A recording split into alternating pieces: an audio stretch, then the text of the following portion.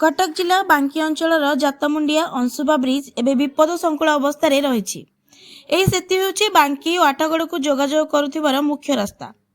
प्रतिदिन हजार हजार लोक यह सेतु उपरे यातायात करुथिबा बेले वर्तमान सेतुर अवस्था अत्यंत दयनीय हो पड़ी।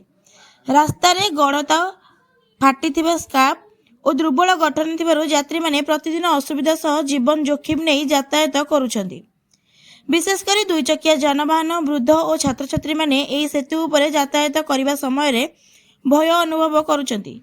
दिनकू दिन सेतुर दुर्दशा बढ़ुथिबा बेले एपर्यंत मरामती कार्य संपूर्ण होई नथिबा नै स्थानीय लोकंक मध्यरे असंतोष देखा देइछि। स्थानीय बासिंदा माने कहउछंती जे सेतु मरामती कार्य केते दूर अग्रसर होईछि और विलंब हेबार कारण कोन सेतिपई प्रशासन तुरंत स्पष्टता देउ।